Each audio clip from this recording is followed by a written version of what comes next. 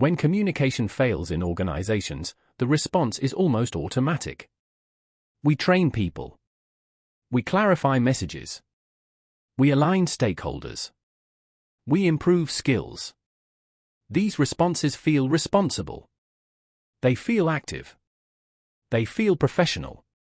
And yet, many organizations discover, quietly, over time, that despite repeated efforts to improve communication, confusion persists, divergence increases, and trust erodes. This is not because people are incompetent. It is because communication failure is rarely a skills problem. It is a system problem. Communication does not live in people. One of the most persistent misconceptions in organizational life is that communication belongs to individuals. We speak of strong communicators, poor communicators, clear leaders, confusing managers. These labels imply that meaning is created and controlled at the point of speaking. In reality, meaning is created after communication leaves the speaker. It moves through hierarchy, time, culture, language, role expectations, and informal correction loops. Each transfer reshapes it. Each handoff alters emphasis, intent, and interpretation. By the time a message reaches its point of action, it is no longer the message that was sent.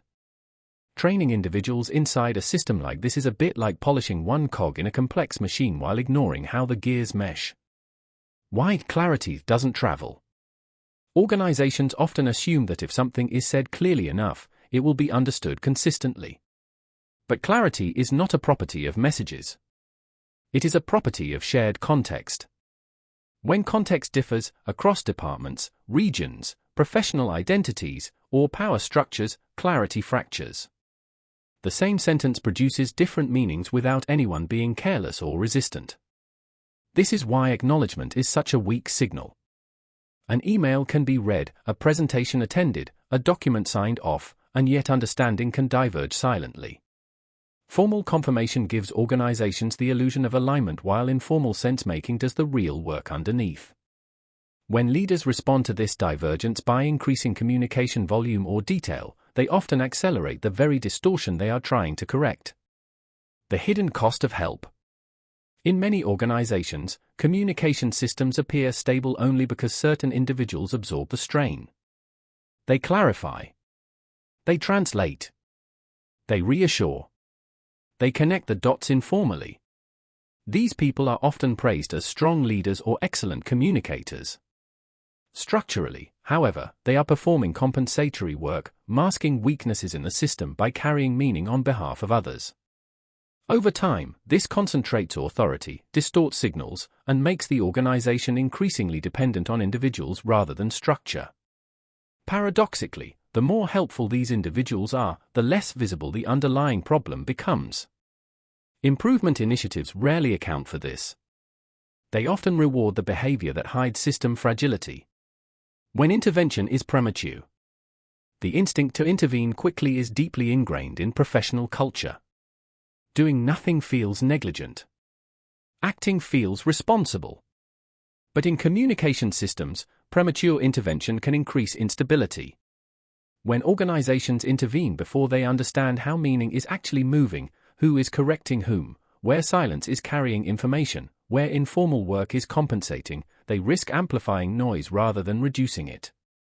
Training programs, clarification cascades, and alignment workshops introduced too early often add parallel interpretations rather than resolve existing ones. From the outside, it looks like action. From inside the system, it feels like overload. The uncomfortable role of restraint. There are moments where the most professional response to communication failure is not to fix, train, or clarify, but to pause. This is deeply countercultural. Restraint is often mistaken for indecision. Non-intervention is often misread as avoidance. In reality, restraint can be a disciplined act, allowing patterns to surface fully before acting, resisting the urge to collapse ambiguity prematurely, and protecting the system from well-intentioned interference. This does not mean organizations should never act. It means action should occur after structure is visible, not before. Why this is difficult to accept? Most professionals are rewarded for decisiveness, helpfulness, and clarity. We are trained to intervene, not to observe. To explain, not to withhold. To reassure, not to unsettle.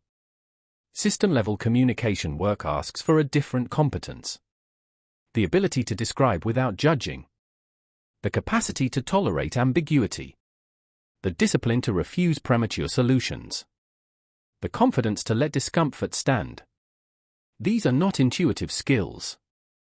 And they cannot be developed through generic communication training alone.